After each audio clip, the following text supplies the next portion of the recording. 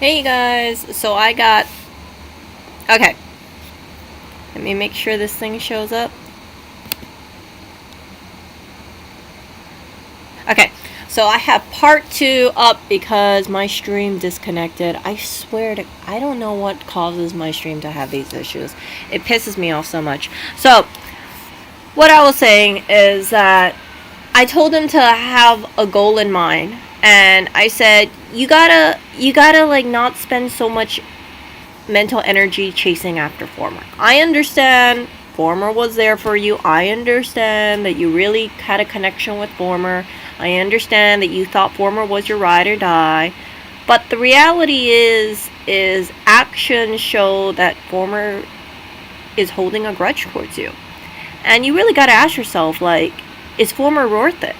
Right? Because you got people who it's like before they were really different, but life can change a person. It can change a person for the better or the worse. And for me, right? I'm not going to say I'm perfect because I'm definitely not perfect, but I've tried to make a lot of amends with people. And I've been speaking with people, and they said, yeah, Erica, to be frank with you, I feel like you were just really distant. And it's not like I think you hated me, but we didn't catch up. And I said, yeah, I lost track of time. My bad. It's not anything personal. I just have this really bad habit where I feel like I blink an eye and I'm like, oh crap, it's like a couple months pass by, a couple years pass by. But I always ended on the note that if you want to reach out to me, reach out to me. Don't feel like Erica just doesn't care, that kind of stuff. So, I am wrapping up my trip in Hawaii, and I feel like I was really successful because there are so many people that I met up with, and I'm happy that I met up with them because I don't want to live a life where I just kind of think like, hey, maybe I misinterpreted certain things. Maybe there was just this wall of like silence, and maybe people thought I had something against them, right? But I know if we had, if me and another individual had some kind of issue, or there was a perceived issue, we quashed it. Um, and I'm really happy about that stuff. So hearing about former, knowing that they're on the same freaking island and former is just being like this, and then I heard this lame ass excuse. They're like, "Well, Erica, here's the thing. Former is probably gonna be moving soon."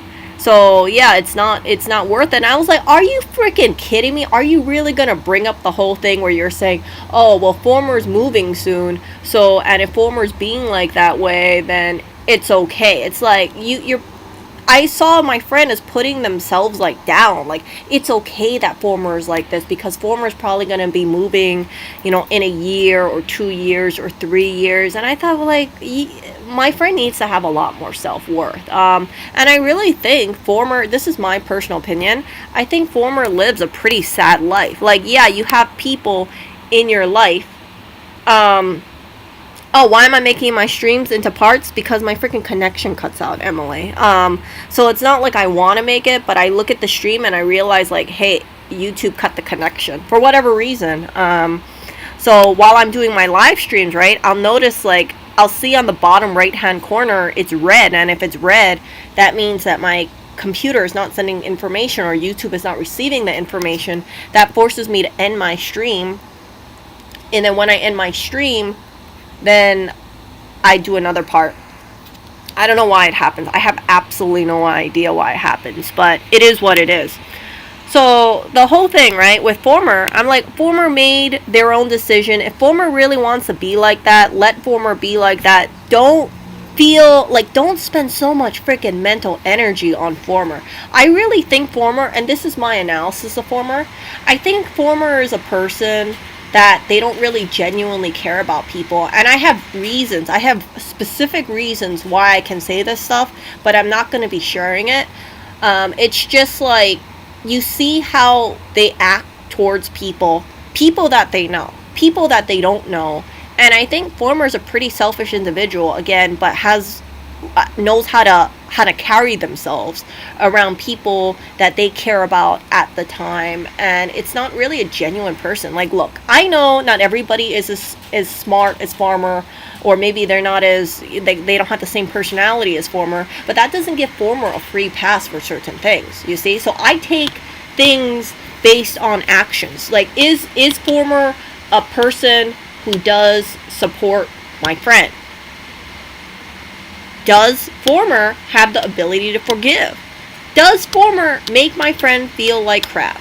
Does former, make other people that they just disregard feel like crap too? Does former have any desire to make amends to people that they feel like they don't need to have in their life because they had an instance with mental illness, right? And I think to myself, even if former and my friend get along in the future, my friend doesn't need to have a person like former in their life. 100%. Because I don't want my friend to be living a life chasing after former and saying, oh, I remember how former was 5 years ago, and I remember all the great conversations I had with former, and I want to continue that kind of thing, right? Because again, former, in my opinion, either former showed their true colors or former changed. And I'm not going to give, as someone who's had mental health issues, I'm not going to give someone a free pass just because they went through some crap in their life. You see, because you can go through trauma and you can go through all this kind of crap, but you choose how you treat people. And I can say this, as someone who's gone through a lot of crap in her life, I don't give people a free pass for disrespect at all. And it's very important to keep that kind of stuff in mind, right? People can go through tough times. They might not be in a good headspace. Be supportive of them. But that doesn't mean that, hey, just because former had so-and-so thing happen to them, former can be a certain way to people forever, right? Like, have this resentment towards people. I'm like, dude, former, you gotta, freaking, change your mindset. Because one day, former is gonna find themselves alone if they keep that kind of thing. Because people don't want to have just convenient relationships, in my opinion. Deep down inside, they want people who are really there for them. And I kind of look back at it and I say, man, that's so fucked up, because it's like, my friend spends more time on fucking former than other people who are really truly there for them. And it's like this freaking former effect kind of thing. I can't put a name on it. I'm sure someone's going to tell me there's a term for it. But it's like, I look at former and I just say, look, I understand the stuff you had before, but also my friend knows my situation with a person that kind of basically left me to die after they got married, and I considered this person to be really like a brother to me. But yeah, this person is just like rubs it in my face, like, oh, Erica, my life is awesome. I'm married, I love being married. And I'm like, can you tell me something else besides how awesome marriage is? Like, that's just some really spiteful, freaking petty thing to do to me. And I remember how that person was towards me, the married person. And I just kind of question things. I think, man, that's so sad that the only thing they could tell me is how great their wife is, how great marriage is, and I don't feel like I really have a connection with that person. Now, do I still think about that married person? Yes, because I remember all the stuff that, all the conversations we've had. I've known that person for over 10 years, 10 years, something like that. I think it was over 10. Yeah, it was over 10 years. But that person changed. And I can't bring that person back because that person made a choice to be a certain way. That person has made the cognizant choice of always just leading that they're married. They know, right? They know that I'm obviously not married, but it's like, you don't have to keep rubbing this in. Like, you keep telling me how great it is to be married, and you keep just telling me basically kind of humble bragging kind of thing. It's not like they have a great job or anything like that. It's like the only thing they have over me is marriage, and I don't bring up this kind of stuff. They just tell me stuff. It's almost like an air of, I'm better than you, Erica, because I'm married and you're not, and I will hold that over your head, and I will reach out to you just to tell you how great marriage life is because I'm married and you're not. Do they have any concern about my well-being outside of telling me this stuff? Hell no, they don't. I know, like I said, I can, when this person reaches out to me every so often, which is maybe once or twice a year, It's always the same freaking thing. I'll tell them about, oh, how my life is. Maybe my life is going great. Maybe my life isn't going so great. Because, right, my life over the last 10 years hasn't been great at all times. So I'll tell them this stuff and they'll be like, oh, that's too bad. Just keep your head up, stay strong. I'm like, that's like the freaking, like, most cliche stuff you can ever say. And I almost want to tell them, like, what happened to you? You used to be a person that actually gave a about person, but it's like you got married to a person who I feel like is using you, and you are retracting. I don't know if it's like Stockholm or syndrome or something, but you're like retracting into just saying like, oh, I'm doing better than other people who are single or in relationships and they're not married because I'm married. And I say this because it's like, I know I'm not the only person that they speak to, and I know that for a single person out there who's like a guy or something like that, they're probably saying like, oh, being married is awesome. It's like, you kind of thing. Like I don't need that kind of person in my life. But I'm still civil to them. I'm still friendly to them. But whenever, if I say anything like I'm less than awesome, this person just is like putting that little freaking fluff piece like, oh, just be strong and you'll get through whatever you need to go. And this is not a person that I just knew, like, okay, like an acquaintance. This was actually a person that I considered to be my brother. And I knew them for 10 years. I was very, very close to them for a number of years. But it breaks my heart. It breaks my heart, but I just kind of think, like, you know what? They chose to be like this. It's sad because I know people who know this person and, married person.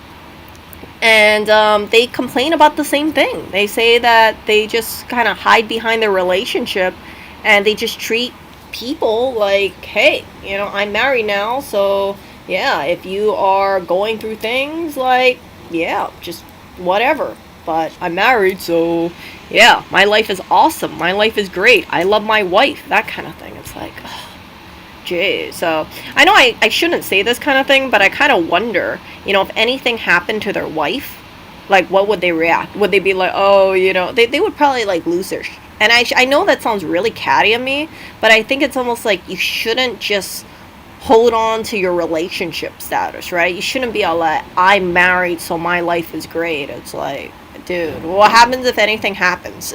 Then what? What are you gonna say? My life is terrible because I'm single. Oh, jeez. So yeah, all that kind of stuff. It's like, it tells me that people can change, and that's why with former I say that kind of thing too. It's like I see overlap because it's like I thought that married person was a really close friend of mine's, and I see how they are, and I'm just like, oh, frick. People change. So I don't want my friend to chase after former and be like, I want my best friend back. I want the person who understands me back, because I think they'll come back, because I know how married person is, and married person has not changed at all. I'm still the same person to married person, but it's very hard for me to have a conversation with married person, because married person is like, there's a wall between you and me, Erica, and the wall is, I'm married. I love my life. I'm married. She's amazing. And it's like, okay, I want to talk about like other freaking shit besides how happy you are in your life, okay? Life is not about like heart, stars, and roses. But they just have this like whole feedback loop. It's like, my life is great because I'm married. I'll get through life because I'm married. And I'm married. Did I tell you I have a wife? Oh, I'm married. It's just, oh god, it infuriates me. It really infuriates me. But, right, I'm sure to a married person, they're probably thinking, Erica's just really bitter. Erica hates me. Erica dislikes me because she's jealous because she's not married. But yeah, married person could have been a lot better to the people that they know in their life, but they just kind of see a bunch of people in their life where a number of people that they know aren't married, and they just kind of like, hey, I'm better than this person because they're not married, and I'm better than this person because they're not married, and this person because they're not married, or this person because they're divorced, and it's kind of thing. Yeah, all that stuff, it just sucks. Yeah, so for the whole situation with former, I really think my friend needs to just go on their life without former. Former comes back. I'm sure former is gonna come back. Okay, in convenient increments. Convenient. Keep that word. Convenient increments. And I think former just needs to. I told my friend. I said, you know what? You need to not let former distract you. If you want to live in this apartment, go there and don't have your headspace distracted by former, because I feel like they're a very sensitive person. They're very they care a lot about people. My friend cares a lot about people, and I know that they said that sometimes they get so depressed because they miss former in their life. You know, they miss having their best friend, and they kind of look back. They kind of have this feedback loop where they're like, I remember how great former was, and that makes me sad, and I try to reach out to former, and former doesn't really talk to me anymore, or so yeah, I try to get more. I spend more time trying to get former's attention, and oh my gosh, it's just like. And then there's also times where they don't reach out to former, but they still think about former. I'm like, you thinking about former and you doing all this stuff for former, what, like I said, what more can you do? So don't go ahead and live your life chasing after former, because former is going to just, like, to be frank, former doesn't really care. I think either former takes my friend for granted, or former is that kind of person where they don't see my friend for how great they are. I know this person, I know my friend very well, and I said that, former should have forgiven you, because former has mental health issues too. So former should recognize, hey, former's been in dark places too. So you have to have this sense of compassion. I think it's very sad if someone goes through mental health issues, they rise above it, and then they have this thinking like, I don't want to deal with other people with mental health issues because they're down right now, right? So like I said, there's a lot of people in my life where I don't talk to them anymore, because when I was going through mental health issues, they weren't there for me, or they said things that were so hurtful, and I think they expected me to just like disappear, or just like, when you see a person who's in a lot of pain, whether it be like mental pain, a lot of mental pain, you have this opportunity to be a kinder person, compassionate person.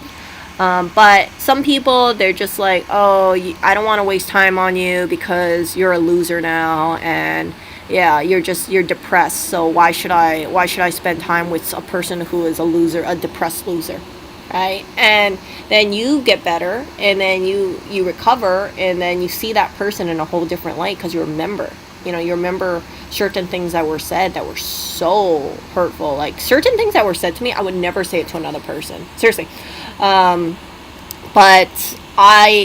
I remember how it felt, and that's why, like, when I know people, like I said, when I know people with mental health issues, I sincerely, try to encourage them to get help, because I've sought help for myself, and it changed my life quite a bit.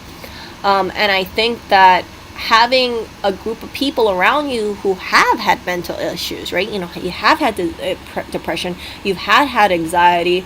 I've known people who have other mental disorders too, and they go up and they go down, but at the end of it, right, when they are okay, there's a sense of like, hey, we're still here, we haven't forgotten about you, we're still wishing the best for you, and we should keep this around for a very long time. Like, that's the kind of people that you need to have in your life, not a freaking former, okay? Not former. And that's why it really actually makes me sad when I still hear about this person chasing after former. I don't get it. I really don't get it. But I think also when you get into a habit of just like living in the past and not seeing things as it is, it can be very disruptive. So yeah, I really hope, and I told my friend, I said, hey, you know what, I'm really proud and I'm really happy that you've overcome your mental illness, and it's not perfect, but you've gotten through a lot of dark stuff. And I said, you're not going to have, good times all the times, and you're going to falter. Everybody has good and bad times, but do know that do know the people that are there for you, that if you go through a really dark time, feel free to reach out to them. Feel free to give me a call, feel free to reach out to me. And I remember, right, I've had a few friends who say, I didn't want to reach out to you, Erica, because you were in New York. And I said, well, what's the big freaking deal if I'm in New York? And they said, well, you're dating someone, so I didn't want to cause issues. And I'm like, are you kidding me? Do you really think that just because I'm in a relationship doesn't mean I can't talk to other people? And they're like, well, I just didn't want. I was like, you're not gonna cause trouble. Like, no, like, just give me a freaking call. Like, seriously. I mean, I might not answer if it's like freaking 3 a.m. New York time, but I'll answer, I'll give you a call back. But yeah, I don't want people to think that just because I'm thousands of miles away means like I don't care about people. Because that's what I've really learned from my uncle's passing, right? Like, if someone is physically distant, that doesn't mean that you can't reach out to them, right? You should reach out to them, definitely. So yeah, that was the upside. And I've reached out, like I said, I've reached out to so many people, and I've been so thankful that I've been able to reconnect with almost everybody. But the people that I haven't been able to reach are the people who are like 70 years old. I don't know what it is. Like the 70-year-olds, it's like I want to talk to them, and who knows what it is. So I shared it with a few people. I was like, I don't know why, like, my freaking old family friends, or my older friends who are like 70 years old, I know they're still alive, like, they don't want to talk to me. I don't know why. But I said, oh well, I wish them the best of life. I hope they're happy wherever they are. Maybe they're on a cruise, who knows. But yeah, I hope they're okay. So this is my friend's goal, living in this apartment, and we were looking at apartments over here, and a lot of the apartments were like $1.25-2 million, and they're like, Erica, that's a little out of my budget. Like, I don't think I'm going to be able to make that much money. And I told them, I said, well, how much, what is your dream job? And they said this is their dream job. And I said, well, what does the dream job pay? And they said the dream job pays like $250,000. And I said, well, if you make $250,000 a year and you save your money and you invest your money, you might actually be able to buy this apartment. And they said, yeah, maybe. So I don't know if they believed me or not. Maybe they did. But I told them, I said, I really hope you buy the apartment that you want, even if it's not this apartment, whatever you want to get, because I'm sure there'll be a lot of apartments in the future. But I hope you're able to buy whatever you want, and I hope you live a really good life. And yeah, just remember, right? We had this conversation after talking about former, and spend that mental energy on people who care about you, not chasing people that you have to apologize profusely to, call them up, write them letters, and they still refuse to be warm to you for whatever. I mean, like, there's cordial, but there's also warm, and it's just like, oh. So if I had a conversation with former, I would have basically said, like, without mincing words, like, what is your problem? Like, why are you being this way? And I want to hear it, right? I'm like, look, I understand that person hurt you, but they hurt a lot of other people too. And everybody else has been able to forgive except you. But sometimes it's like, people are a certain way, and it's up to you to really, I don't have to do that. I don't think my friend wants me to do that, but I said, I'm willing to reach out to that person and talk to them and just figure out, like, what's going on. So yeah. So this is this Kaka'ako area, and there's a lot. Look at these apartments. See these beautiful views over here? Pretty, yeah. Okay, here we go. So 780,000 square feet. I forgot. 820,000, 829, 847. Let's see what this one is, the cheapest one. Don't forget maintenance fees for these apartments too. Let's check. 494 square feet, 780,000. You see this, you guys? Holy crap. over $3.4 million, over $780,000 for 494 square feet. What is the maintenance? There has to be a free maintenance is $532. See, this is a luxury building over here. So I don't know if they're gonna be actually wanting to buy this building in the future. I think it looks kind of overrated. Yeah. So I've shared with you guys in a previous stream the apartment that I wanted to live in. And I remember I was telling you guys about this, so now because I'm in here, I'll show you it too. So this is the building that I wanted to, that I had dreams of living in one day. So I like this building because, again, it's next to Whole Foods. So this one is actually right on top of Whole Foods. This one is right across the street from Whole Foods. But I want to show you the prices of this building. So it's Anaha. I keep forgetting the name. For someone who really likes this apartment building or thinks it's pretty, yeah, I was like Anala? I was like, no, it's Anaha. But I've known about this building for a couple of years, and I just like it because, you know, I just think it's a pretty building.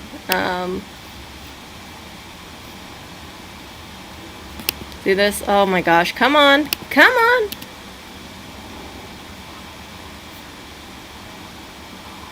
Come on. It's taking a while. I'm so sorry, you guys. Okay, so while I'm waiting for this, you guys can look at this little building over here.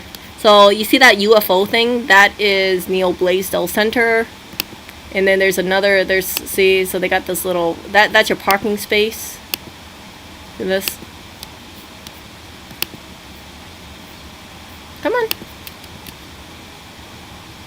Here we go. So Anaha, look at this. So again, it's like the same prices. Like this 443 square feet for 800,000. Let's look at this. 2-bedroom, 2-bath for 2.2 million. Unsurprisingly, not many people are buying this because look at this. 927 square feet for 2,399,000. See? And then you got all these little 400 square feet apartment buildings, escrow. Someone's trying to take this. Say 2.7 million. Oh, it's a nice building, but it's freaking expensive. So let's do some freaking viewing. So this is like a penthouse, I imagine. But like, look at that. Look at the views here. It's so beautiful. But yeah, I know this is such a ripoff. People will be like, Erica, this is so freaking expensive. I know, but like, look at the view. See that? Look at the chandelier and things like that. Isn't that cool? I think it looks kind of cool. You got all these glass balls in there. See?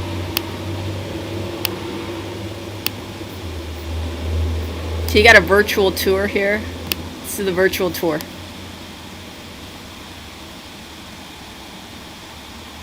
You don't get much. You don't get much for $2 million. So, I mean, as pretty as this is... Crap. As pretty as this is, I really think it's... Look at that. Over 1,000 hand-blown glass orbs. Yeah. See those glass orbs?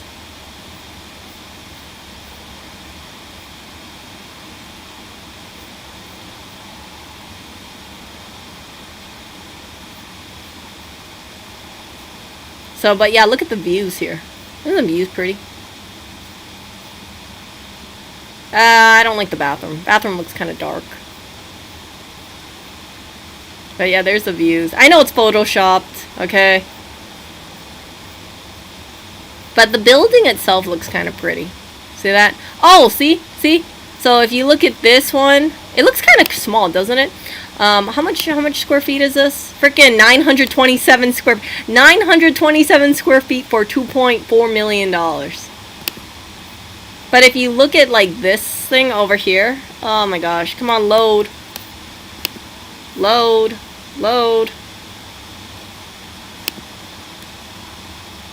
One moment. Okay, so you see how it's that entryway thing, and you see how you look like you have a bronze. Okay, you see that feather on the side? See how it has this little, I don't know if that was Restoration Hardware or like a wannabe, but you see how it's like a bronze feather, and then it's in the corner, and then it has its own little platform? That's exactly what I'm talking about. So I would want to have a bronze statue in the future, but I would want it to have its own little platform. See? because I think that looks kind of pretty. But yeah, this apartment for 927 square feet and $2.3 million is way too high. But it has a really pretty view. See that? See the view? It's so pretty. Look at that. You wake up and you see that. Is that Swarovski? I think that's Swarovski butterflies, but I could be wrong. It could be a Chinese thing. Like a Chinese ripoff. Who knows? But that is Anaha. And I think it's a really beautiful building. But way, way too overpriced. Let's look at the $3.38 million. I know people will be like, oh my god, Erica. But let's just look at it, okay? Because it's free to look. Now, how much is the maintenance on this baby? Oh, well, where's the maintenance? Maintenance. Where are you, maintenance? Okay. Look at that. Price, interior square foot, $1,743. Ah, so expensive. Yeah, they don't tell me how much the maintenance is here. Oh, here we go. Maintenance, $2,547. Oh my god, $2,547 a month. Property taxes, $1,729 a month. Oh, and unsurprisingly, they haven't been able to sell this for 238 days. So yeah, let's look, because it's free to look. So it looks like this is the shared amenities. And then this is your view that you get. Look how pretty that is. Isn't that pretty? I think that's so pretty.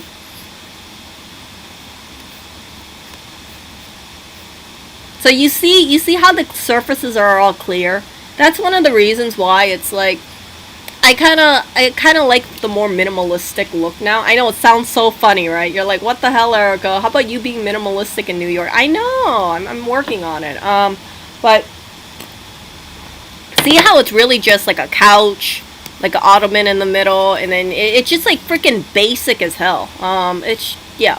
But it's all about buying quality, so I'm sure a lot of this stuff comes from stage or inspiration. See? You notice you don't see like freaking floral left and right. It's more like these very unique pieces, and then that's it. See? Kind of boring. I know some people would say, Erica, this doesn't look like a home. And then there's your closet space over there. I hate that tub. I really hate those tubs. For $3 million, you better have a shower. You better have a tub, like a real tub with the freaking enclosure, so that way your water doesn't get all over the place. Like a stand-up plus a sit-down tub. Those ones. That painting looks like it came from Ross. Let's see what else we got here.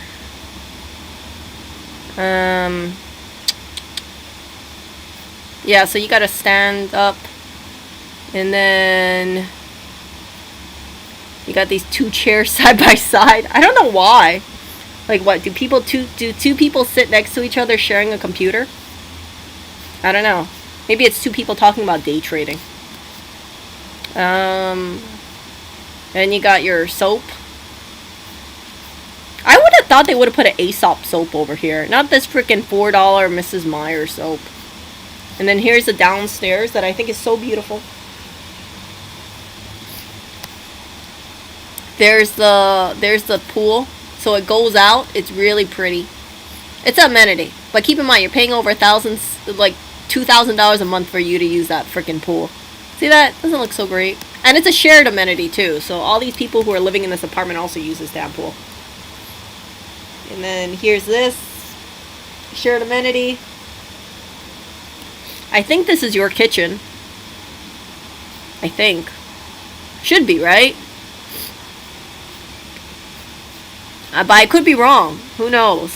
Because the downstairs doesn't... I don't know. This kind of looks like a shared amenity. But I'm not too sure.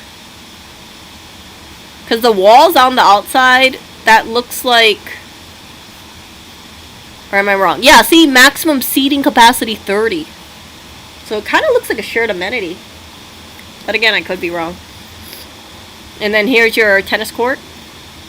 And then here is... I'm assuming, I don't know, is this a shared amenity? That looks like a shared amenity. There's your gym. And then, yeah. So that is it. There's really no distinction about what the shared amenity is, but Let's see over here. 3 bedroom, 3 bath. Yeah. 2 parking spaces. That kind of stuff. It's expensive. What else is there? Is there a cheaper place? Okay, let's look at the studio. Oh my gosh, I'm sorry, you guys. I know it sounds like I'm being such a, such a princess talking. I'm like, I can't believe someone's gonna pay 800,000 for 443 square feet. What is your view? You got the freaking roof. Someone's roof is your view. Oh, great. Look at that! The freaking roof of, from a freaking shopping mall is your view. $800,000, you guys. Small ass stove, small kitchen. See how the storage bin's over there? You don't even have your own bedroom. It's like you walk in and there's a bedroom. That's a nice lamp though, I will say that. And that is it. Oh, and there's a shared amenity.